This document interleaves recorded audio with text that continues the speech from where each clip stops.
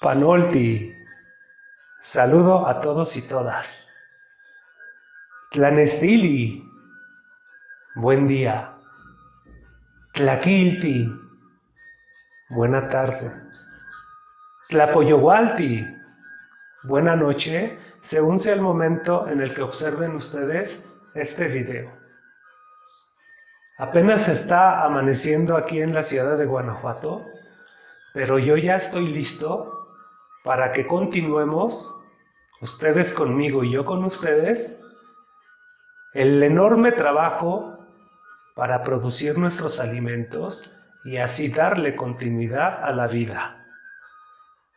Recapitulemos su segunda parte, que es la producción y preparación de nuestros alimentos.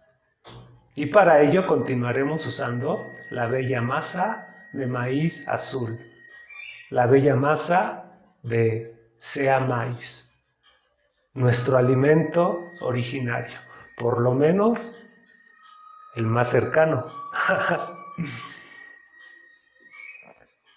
En el video anterior les había comentado que tuve que reconocer que mucho de lo que había leído eran muchas creencias que me desorientaron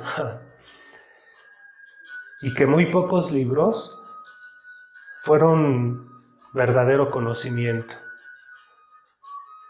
Y tuve que reconocer, para separarlos de todas las creencias que fueron muy importantes y han sido muy importantes en mi proceso de vida. El primer libro que les comenté la ocasión anterior y que retitulé como Mujeres y Hombres de Maíz, de Miguel Ángel Asturias. Y el segundo libro, que considero importante, fundamental y hasta vital, es el libro de verdadera historia que escribió Eduardo Galeano y que tituló Las venas abiertas de América Latina. No tengo que cambiarle nada a ese título, porque recuerdo que mientras iba leyendo con toda la atención de todos mis procesos psicológicos elementales, página tras página, Eduardo Galeano me relataba esa historia que muchos trataron de ocultar, de manipular, de tergiversar y de acomodar de acuerdo a sus intereses y conveniencias. Yo considero que la historia no es memorizar fechas y nombres de personajes para responder a preguntas de exámenes, no, sino para comprenderla. Y por lo menos 3 fechas importantes en todo este proceso de la historia, de nuestra historia verdadera. El 12 de octubre de 1492. Cuando inicia lo que yo llamo la primera globalización, la expansión de la cultura europea y la expansión de su dominio fuera de sus terrenos. El 12 de octubre de 1492, cuando llegan a lo que hoy es el continente americano. Segunda fecha, el 11 de abril de 1519, cuando llegan a las costas de la actual Veracruz, lo que se conoce como Mesoamérica en aquel entonces. Y el 13 de agosto, como tercera fecha, el 13 de agosto de 1521. Ya van a ser 500 años de aquella fecha, cuando inició la explotación europea con la caída de la antigua Tenochtitlan. Esa derrota implicó la explotación masiva del territorio, el saqueo y manipulación a la población de quienes quedaron vivos, porque hubo una gran mortandad. El sometimiento de los que quedaron vivos, de esa parte de nuestros ancestros originarios, que fueron desorientados a través de la imposición de las creencias europeas, sobre todo religiosas, y que son el origen de una multiplicidad de creencias. Pero también, a partir de este libro, tuve que reconocer que no solamente fue esta explotación, saqueo, manipulación y sometimiento de los pueblos de América, sino que la cultura eurocéntrica violentamente también afectó a los pueblos de África, a los pueblos del Medio Oriente y de Asia. Por eso, efectivamente, se expandió lo que se conoce como eurocentrismo. Los europeos como la raza superior y todas las creencias que tuvieron que hacer para imponer esta idea como verdadera. Bueno, pues nuestros ancestros originarios tampoco fueron seditas, pero sí tenían grandes diferencias en relación con la violencia que practicaron los europeos a todas las comunidades de la tierra, y que hasta el momento su modo de vida se sigue imponiendo. Y es su modo de vida que necesitamos cambiar. El eurocentrismo violento solamente lo que ha traído a la humanidad ha sido dolor y sobre todo sufrimiento. Entonces, pues comencemos con este gran trabajo y continuemos produciendo nuestros alimentos. Acompáñenme porque esto apenas comienza.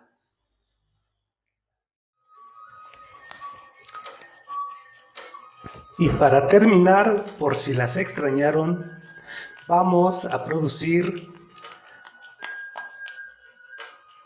dos famosas gorditas ahora de chicharrón. Y aquí en el huequito vamos a llenarla efectivamente de chicharrón. Compactamos un poquito y cerramos con mucho cuidado. Y procedemos a darle una forma circular entre las palmas de nuestras manos y a girarla mientras la aplanamos.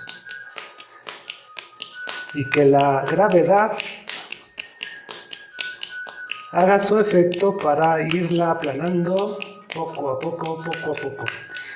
Y entonces le damos de un lado para otro. Y ya tenemos la primera gordita de chicharrón. Mientras vamos a sacar a estas que ya se han terminado de cocer y a producir la última gordita de chicharrón. Ha sido un trabajo muy importante y extenuante. 2 kilos de masa de maíz azul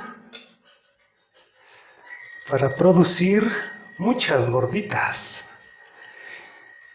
Y cerramos con mucho cuidado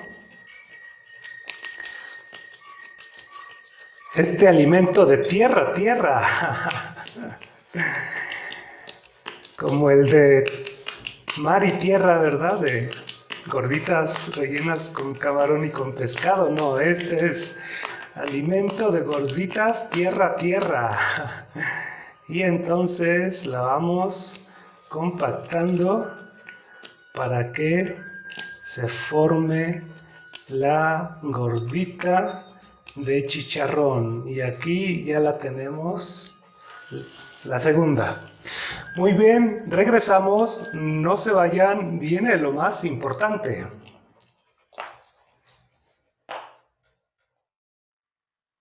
En el video anterior habíamos reflexionado, analizado y razonado sobre las cualidades de los procesos psicológicos elementales. En esta ocasión vamos a continuar estudiando los procesos psicológicos elementales, pero a un nivel de mayor complejidad. Para ello, vamos a responder a las siguientes 3 preguntas reflexivas. La primera de ellas, ¿cómo nos adaptamos los seres vivos? ¿Cómo sucede esto? Bueno, para responder esta pregunta reflexiva, comencemos con definir qué es la adaptación. La adaptación es el proceso por medio del cual los seres vivos cambiamos nuestras estructuras orgánicas en relación con cambios ambientales con el propósito de supervivir. ¿Por qué cambiamos nuestras estructuras orgánicas en relación con cambios ambientales? Bueno, desde el origen de nuestro bello planeta la Tierra, hace aproximadamente 4.500 millones de años, esta no tuvo en aquel entonces de su origen las mismas condiciones que nosotros podemos observar en la actualidad y condiciones bajo las cuales es posible continuar con nuestra vida. No. En aquel entonces, hace aproximadamente 4.500 millones de años, la Tierra no era como en la actualidad. Imaginémonos erupciones volcánicas y movimientos tectónicos constantes.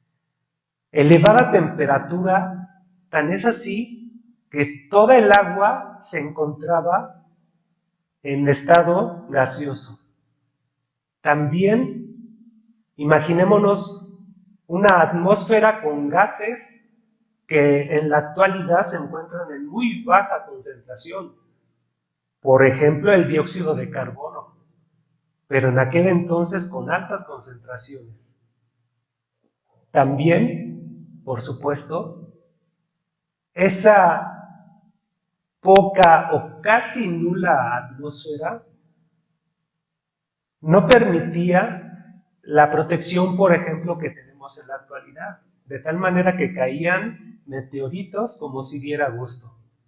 Y también llegaban a nuestra Tierra para afectarla diversos fenómenos a nivel del universo, rayos gamma, rayos cósmicos, rayos ultravioleta, de los cuales en la actualidad la atmósfera con que contamos es la que nos protege. Y también, algo muy importante, no había la cantidad de oxígeno que tenemos en la atmósfera actual. Bueno, pues desde aquel entonces, la Tierra efectivamente ha cambiado. Y cuando se originaron los primeros seres vivos, las primeras células, hace aproximadamente 3.770 millones de años, los seres vivos nos tuvimos que ir adaptando conforme la Tierra fue cambiando poco a poco de todas estas condiciones anteriores, originales, que les estoy comentando.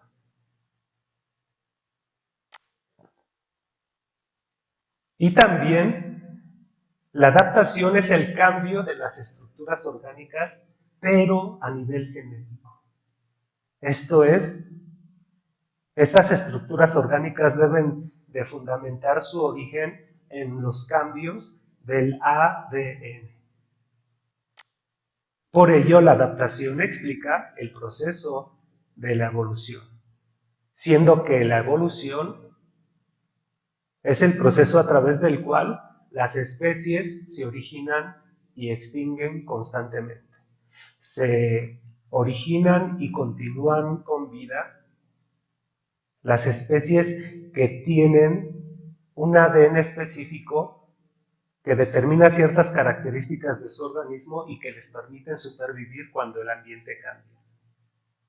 Pero si alguna especie tuviera un ADN específico, pero que no es propio para estos cambios ambientales que se están desarrollando, entonces esta especie se extingue. Sus estructuras orgánicas no le van a permitir supervivir. Por ejemplo, ante una erupción volcánica, un organismo que tenga un rápido movimiento por ese material genético que tiene y esas estructuras orgánicas apropiadas, pues va a correr y se va a salvar. Y va a salvar a toda la especie, no así quienes no tienen esos cambios genéticos y esas estructuras orgánicas que les van a permitir correr poquito, desplazarse poquito. Y ante una erupción volcánica, pues es inevitable su muerte y la extinción de su especie. Por otra parte, la adaptación de una especie es un proceso que se da durante periodos muy largos. Desde hace aproximadamente 3.770 millones de años, con las primeras células, los primeros seres vivos, este proceso de continua adaptación, origen y extinción de especies ha sucedido. ¿Por qué? Porque la Tierra está en constante cambio y los seres vivos somos quienes nos tenemos que adaptar a esos cambios ambientales. En nuestra sociedad, nosotros hemos podido tener diversas experiencias. Por ejemplo, nos podemos pintar el cabello y así cambiar su color del color original, que está determinado genéticamente, con el que nacimos. También podemos cambiar el color de nuestra piel para cambiar el color original, que también con el que nacimos y por lo tanto determinado genéticamente. Pero hay personas que se rizan o alacian el cabello para cambiar su estructura original. Y hay personas que deciden tener cambios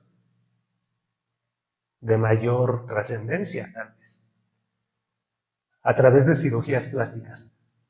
Pero tampoco esos cambios están determinados genéticamente. Entonces, por consiguiente, todos estos cambios que nosotros podemos tener como experiencia en nuestra vida, pues no van a tener efecto en el proceso de la adaptación y por lo tanto en el proceso de la evolución. Y cambiemos todo lo que cambiemos con todo esto, tristemente, aún así podemos estar expuestos a una mayor extinción que aquellas personas que no decidirían por estos cambios.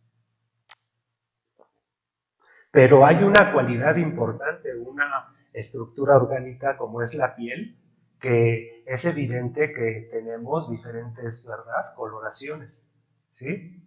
Y para que vayamos explicando todo este proceso, pues he de decirles que a pesar de todo lo que puedan decir la caquistocracia, los machos humanos enfermos de conciencia, que siempre se han creído superiores, pues entonces les he de decir que la variedad de la especie humana con piel negra es el color de piel original de nuestra especie, que aproximadamente hace de 250,000 años a 300,000 años fueron los primeros seres humanos tal cual nosotros podemos observarlos en la actualidad, con piel negra. De tal manera que ahí se originó nuestra especie. Y conforme este grupo primigenio de la especie Homo sapiens sapiens con piel negra fue distribuyéndose en todo el globo terráqueo, entonces fue encontrando nuevos ambientes, lo que determinaron la supervivencia de cambios genéticos para esos determinados ambientes. Hasta que se dieron los cambios genéticos de la piel clara.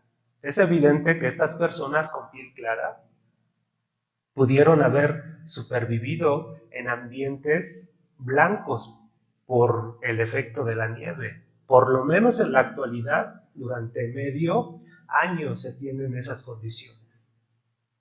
Bueno, entonces aquí me falta un ejemplo. Todos lo hemos podido observar, lo conocemos. Las personas albinas. Por supuesto que los cambios genéticos de las personas albinas son o debieron haber sido mucho más drásticos. ¿Por qué? Porque ese cambio genético no produce una proteína muy importante en la piel que se llama melanina. De tal manera que el gen originario para nuestra especie, la especie Homo sapiens sapiens, ¿sí?, produce o determina mayor cantidad de melanina y por eso la piel negra.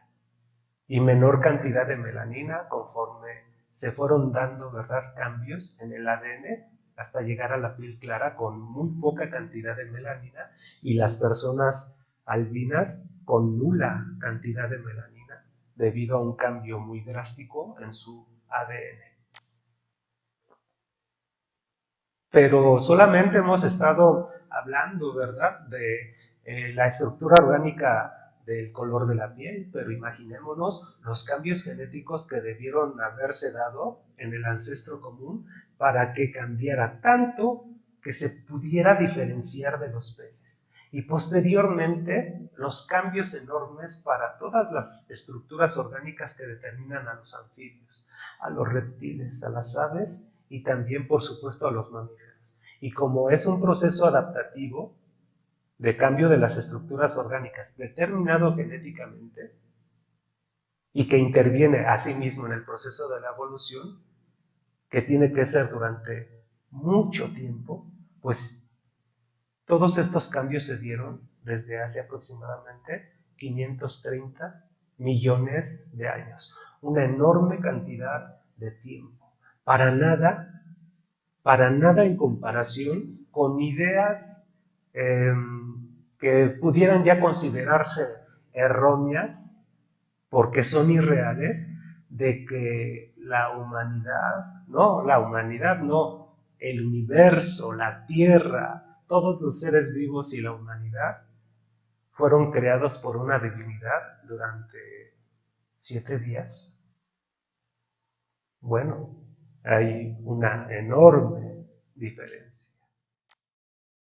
Respondamos la segunda pregunta reflexiva. ¿Por qué el ADN es el fundamento de la adaptación? Para responderla, recordemos lo que explicamos sobre esta imagen. Tenemos aquí una ranita con diferentes complejos de órganos, entre ellos el órgano de la piel, que a su vez está constituida por diversas capas, la más externa, el tejido epitelial. Y que si tuviéramos un microscopio con cierta potencia, podríamos observar que cada una de estas estructuras pequeñitas es una célula epitelial, un ser vivo completo. Es la unidad de vida de todos los seres vivos, la célula. Y como un ser vivo completo, a su vez está conformado por una gran cantidad de estructuras más pequeñas llamadas organelos celulares. Así como el cuerpo de un ser humano está constituido por corazón, por cerebro, por músculos, huesos, etcétera, etcétera. Asimismo, una célula, siendo un ser vivo completo, también tiene estructuras más pequeñitas. Pero entre ellas, la más importante que yo considero, el núcleo celular, ya que internamente guarda y protege al material genético, al ácido desoxirribonucleico, cuyas siglas son ADN. Bueno, pues un hilo enorme de ADN constituye a su vez a un bracito de esta estructura. Y otro hilo enorme de ADN con idéntica información genética compactado constituye a otro bracito de esta estructura conocida como cromosoma. Si tuviéramos un microscopio más potente, entonces podríamos observar un pequeño tramo de ADN de este modo. El ADN son dos hebras unidas en forma de espiral. Y si pudiéramos desenrollar este tramo pequeño de ADN y observarlo a partir de un microscopio con mucha mayor potencia, entonces efectivamente observaríamos que son dos hebras unidas a partir de pares de partículas más pequeñas llamadas bases nitrogenadas. Estas partículas químicas se unen únicamente para dar lugar a este par de timina con adenina. Y sola y únicamente la citosina se une con la guanina, aunque también las podemos encontrar invertidas, adenina con timina y guanina con citosina. Pero este orden específico y esta secuencia de bases nitrogenadas específica es sola y únicamente para este gen, que en este caso determina el color de piel de la ranita.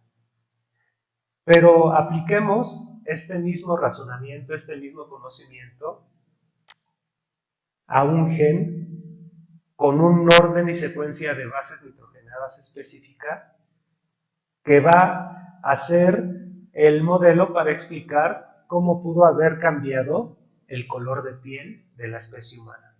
Aquí tenemos entonces el gen 0, el gen originario de nuestra especie, para resultar en una estructura orgánica como es la piel negra. Digan lo que diga la caquistocracia, ese es el origen de nuestra especie. Pero ¿cómo pudo haber cambiado este gen para resultar en todos los colores de piel que se encuentran en la actualidad? Bueno, pues entonces hablemos de que sucedieron cambios llamadas mutaciones en este gen originario de la piel negra para la especie Homo sapiens sapiens. ¿Y qué es lo que pudo haber dado estos cambios? Pues diversos factores ambientales, como las sustancias radioactivas. Las comunidades en Japón bien lo conocen, aún después de tantas décadas.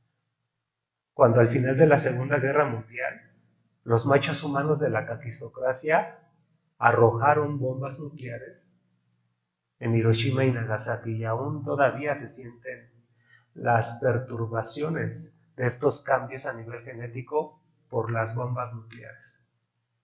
Pero también por factores como rayos ultravioleta, rayos gamma o rayos cósmicos, que aún con esta atmósfera que nos protege, tienen efecto en el material genético de los seres vivos. Entonces, hablemos primero de micromutaciones, pequeñas mutaciones, pequeños cambios, primero a nivel del ADN, que por supuesto van a intervenir en cambio en las estructuras orgánicas del organismo que las tenga y que muy posiblemente intervengan en los procesos de adaptación. El gen 0 de la piel negra, que fue afectado por un rayo ultravioleta y por lo tanto resultó en un pequeño cambio, en donde la timina con adenina del gen originario cambió a la adenina con timina. Y este gen, entonces, ya no pudo haber sido el de piel negra, sino tal vez el de piel morena de las comunidades del Medio Oriente, conforme las comunidades primigenias de los primeros seres vivos humanos con piel negra tuvieron que trasladarse a otros ambientes diferentes que determinaron qué gen tenía que predominar.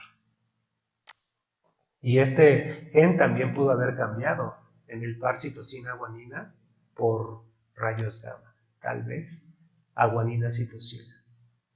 Y este gen también pudo haber cambiado igualmente por gas mostaza. Bueno, ese ya no es un factor natural, sino también lo que usaron los machos humanos de la caquistocracia, pero en la guerra contra los vietnamitas, que también produjeron mutaciones genéticas en esas comunidades.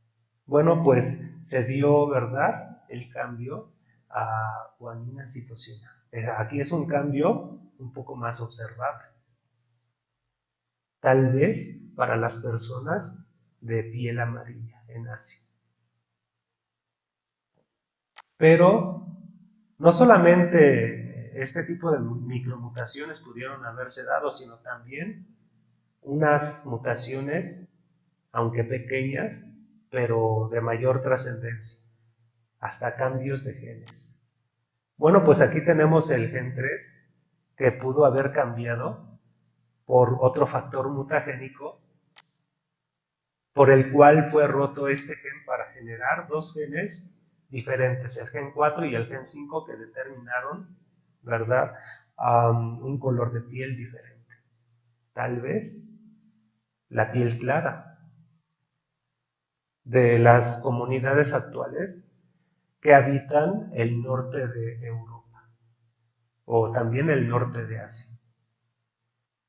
Pero vayamos hacia una mayor complejidad del cambio de genes, cuando el gen 0 se uniera al gen 1 y entonces determinara un gen completamente diferente, el gen 6.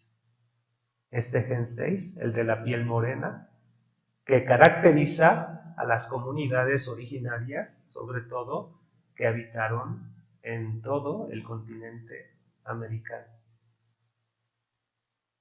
Pero no solamente ha habido micromutaciones pequeñas, poco a poco, durante largos periodos, sino que también pudieron haberse dado macromutaciones, mutaciones con mayor trascendencia, con cambio en un momento determinado de no solamente pares de bases, genes, sino de muchos genes al mismo tiempo. Y hablemos primero de los cambios en estructura de cromosomas. Estas macromutaciones también intervinieron, pero de una mayor complicación de las estructuras orgánicas del ser vivo en el cual se desarrollaron y que tal vez pudieron haber significado su proceso adaptativo. Para ello, pues vámonos nuevamente a esta imagen, pero solamente para explicar la parte inferior, en donde aquí tenemos, ¿verdad?, el gen que determinó cierto tipo de piel que se encuentra en forma de espiral y que este pequeño tramo solamente explica una pequeña parte de toda la enorme molécula de ADN. El gen para el color de la piel y otro tramo, el gen para el color del cabello y otro tramo para la estructura del cabello y otro tramo, etcétera, etcétera. Bueno, pues el cromosoma, si solamente hubiera un solo cromosoma, este no podría explicar los 27,000 genes que se han estudiado y que constituyen a la especie humana. De tal manera que debe haber mucha mayor cantidad de ADN y de cromosomas para contener a toda esta enorme cantidad de genes. Y efectivamente, aquí en esta imagen tenemos simbolizada esta estructura del material genético. Para muchos organismos que se reproducen sexualmente, en donde hay un progenitor y una progenitora. Puede ser también el caso, por ejemplo, de los protistas, de los hongos, de las plantas o de los animales. No así el caso de las bacterias, que tienen otro modo de reproducción, en donde una sola célula puede originar a dos células idénticas. Pero este tipo de reproducción sexual es mucho más predominante en el caso de las plantas y de los animales. De tal manera que podemos encontrar en este tipo de organismos pares de cromosomas. Observen 1, 2, 3, etc. Y en estos pares de cromosomas están conformados a su vez por un cromosoma que proviene de la progenitora y otro cromosoma que proviene pero del progenitor. Y así sucesivamente, ¿verdad? El tamaño de los cromosomas es importante para organizarlos y siempre se encuentran así en pares. Aunque la información genética puede diferir. Por ejemplo, la progenitora puede contener aquí el gen para el color de piel negra y el progenitor también aquí el gen para el color de piel pero clara. Bueno, como nosotros podemos observar, para la especie humana, en este caso, hay varios pares de cromosomas, hasta llegar al par 22. Y observemos que en el par 23 hay una pequeña diferencia. Este par, el par 23, puede tener dos variantes con esta constitución, el cromosoma X y Y, que determina la información genética de todas las estructuras orgánicas de un organismo masculino.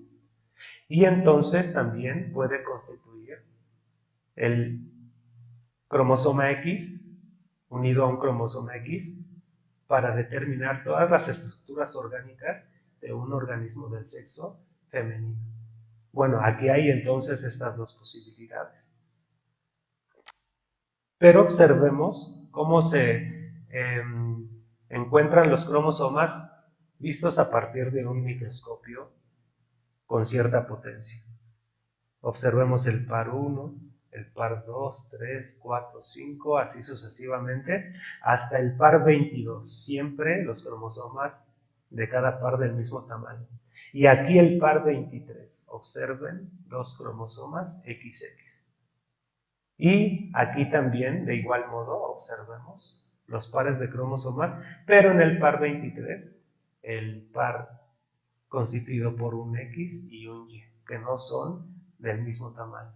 Entonces, cada uno de estos grupos de cromosomas estaría determinando a un sexo. De este lado, el sexo femenino y aquí el sexo masculino.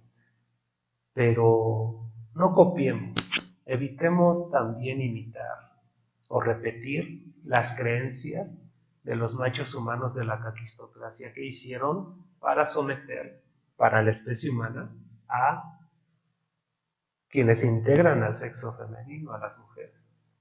Y entonces, por ello, pues le adjudicaron un símbolo con dirección inferior.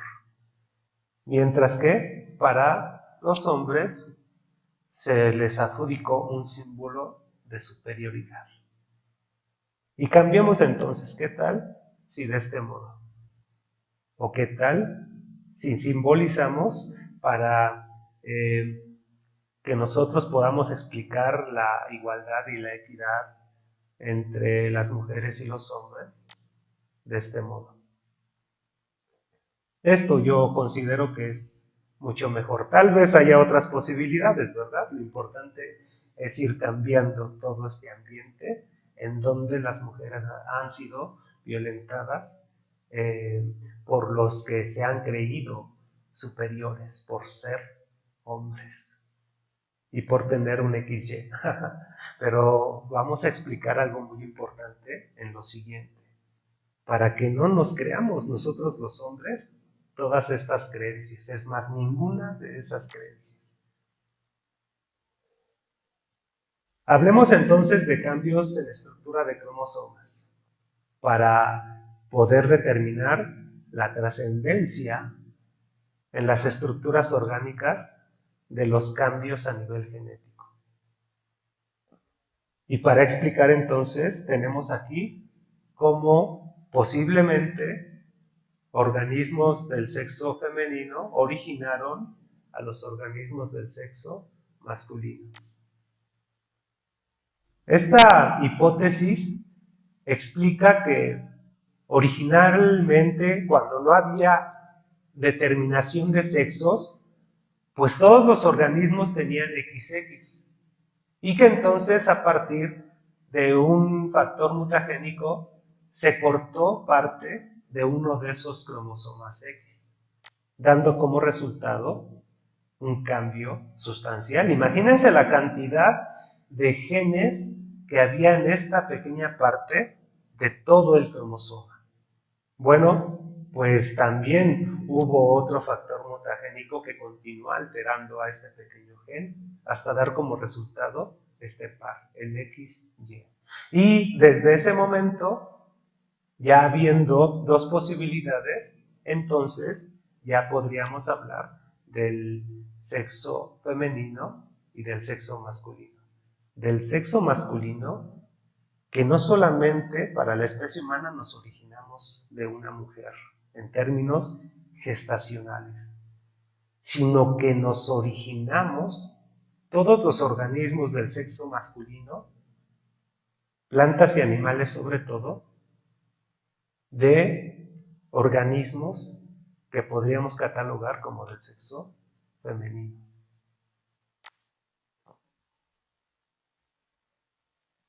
Vamos entonces a explicar el cambio en número de cromosomas. Bueno, pues regresemos a esta imagen. Aquí tenemos, ¿verdad? Todos en pares. El par 23XX, que determina a organismos del sexo femenino, y el par 23XY, que determina a organismos del sexo masculino. Pero ¿qué tal que si sucede esto? ¿Ya observaron el cambio? Aquí lo tenemos. No hay un par, sino hay 3 cromosomas en el par 21.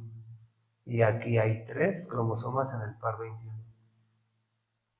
Y nosotros conocemos este caso porque es posible que hayamos platicado o que hayamos visto a mujeres con síndrome de Down o a hombres con síndrome de Down solamente por tener un cromosoma adicional en el par 21. Por eso se le llama trisomía. 3 cuerpos cromosómicos en lugar de 2 en el par 21. Y la enorme diferencia de las estructuras orgánicas de una persona que no tiene esta mutación en número de cromosomas con una persona que sí tiene una mutación en el número de cromosomas. Y las diferencias se explican por solamente un cromosoma adicional en las personas que viven con síndrome de Down. Tercera pregunta. ¿Cuál es la relación del ADN con los procesos psicológicos elementales? Bueno, pues aquí tenemos entonces las modificaciones que pudieron haber sido no solamente para el gen que determinara el color de la piel, sino para todas y cada una de las estructuras orgánicas que constituyen a los seres vivos. Los cambios en los genes originarios para dar lugar a una variedad de estructuras orgánicas que explican, de hecho, ¿sí?, todas las diferencias orgánicas de los peces en relación con cada uno de los demás grupos de vertebrados. Pero si simbolizáramos un gen originario para un cerebro de un ancestro común y para un gen que determinara cada una de las estructuras cerebrales de los diferentes grupos de vertebrados. Observemos aquí que son diferentes las estructuras cerebrales. Y siendo que estas están determinadas genéticamente, el gen originario que determinó el cerebro para un ancestro común debió haber cambiado también, de modo muy similar como el gen originario para el color de la piel negra para la especie humana. Bueno, entonces expliquemos este proceso con el mismo razonamiento.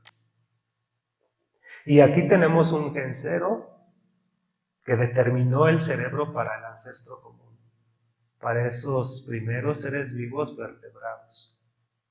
Y entonces este gen debía haber cambiado, debía haber mutado por un factor como rayos ultravioleta, que cambió el gen 0 a un gen 1 y que determinó entonces, por consiguiente, al cerebro para los peces ancestrales.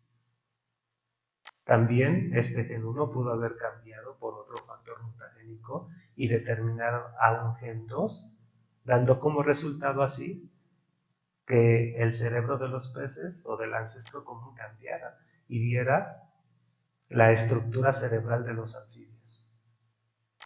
Y así sucesivamente, que este gen también cambiara a un gen 3 para determinar un cerebro de mayor complejidad para los reptiles y que el gen 3 mutara a grandes saltos para determinar los genes cuya información genética resultaría en el cerebro de las aves. Y entonces, ¿verdad? También un gen 0 que se uniría a un gen 1 para determinar al gen 6 y explicar así cómo es que es tan diferente la estructura cerebral de los mamíferos. Y dentro de los mamíferos, con este mismo razonamiento, explicaríamos todos los procesos hasta llegar al cerebro del ser humano, con cualidades y con estructuras orgánicas, por lo tanto, diferentes en relación con otros mamíferos y también con otros primates como el mono bonobo o el chimpancé, con los cuales tenemos mucha mayor afinidad genética, con muy pequeña diferencia en los genes que nos constituyen. Y aquí hay otro aspecto también importante. Si la estructura genética cambia, cambia también la estructura orgánica. Y con la estructura orgánica cambia también los procesos psicológicos elementales, que aun cuando compartimos todos los grupos de vertebrados, tienen diferentes posibilidades en cada uno de ellos. Y para el ser humano, la genética que determina a la estructura cerebral del cuerpo que somos, también finalmente resulta en cualidades de los procesos psicológicos elementales diferentes a las de los demás vertebrados, pero no solamente diferentes, sino también yo diría de mayor complejidad, así como el cerebro de las aves determina una mayor complejidad de sus procesos psicológicos elementales en relación con los reptiles, con los anfibios o con los peces. Entonces, vamos de lo sencillo a lo complejo. Es importante reconocer este conocimiento porque yo considero que solamente así podremos aceptar lo que somos, podremos aceptar nuestras posibilidades y podremos aceptar que no tenemos que desperdiciar esas posibilidades tratando de hacer realidad las creencias que nunca van a hacer. Bueno, hemos estado construyendo todo lo que somos. Y entonces, comencemos por construirlo desde comprender y aceptar nuestro origen. No somos, no fuimos creados por una divinidad durante 7 días, ¿no? Somos el resultado de un largo proceso evolutivo y adaptativo. Somos el resultado de grandes cambios genéticos Somos el resultado de las estructuras corporales que nos han permitido y nos permitirán supervivir ante cambios ambientales y hasta ante cambios que nos tratan de imponer los machos humanos de la caquistocracia.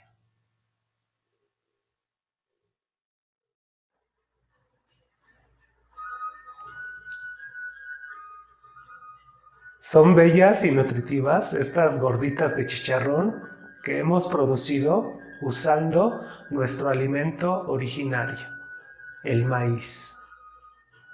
Oigan, hemos estado practicando la psicología histórico-comunitario-cultural, porque recuerden que es importante, es fundamental y hasta vital, porque de ello depende la continuidad de nuestra vida, realizar todas las prácticas que a lo largo de su historia la multiplicidad de comunidades han desarrollado para continuar asimismo con vida, comenzando con la producción de los alimentos. Los alimentos que son cultura y son la base de todo el desarrollo cultural.